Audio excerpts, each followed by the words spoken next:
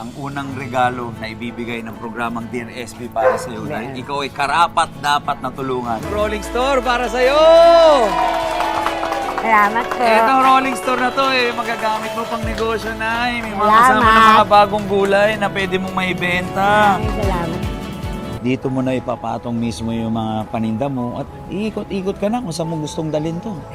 Meron pa akong regalo, mga groceries para sa buong pamilya. Ito pa.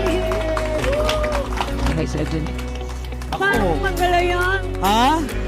Sobrang dami nito, Nay. May konting regalo rin ako para sa mga apo mo na si Jeremy at si Miguel. Ilabas na yung mga bagong uniform at mga school supplies para sa mga apo. Para makabalik na sa kinder si Miguel, may mga laruan pa tayo, school supplies, mga bagong uniform para sa kanila, Nay. Ha? Ayan, huwag ka na umiyak, Nay. Naghanap na ako ng bago mong titirhan. Ito yun, Nay.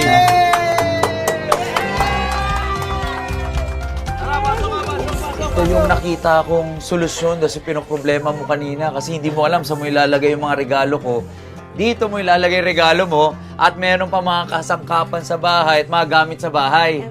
Ito ho, sagot ko na ang upa ng 1 taon mo rito.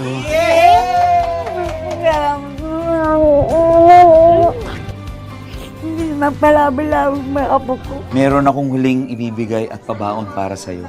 Bubulong ko na lang, okay? Ha? Talaga? Sana palapit pa ikaw marami pa mas tulungan na katulad ko.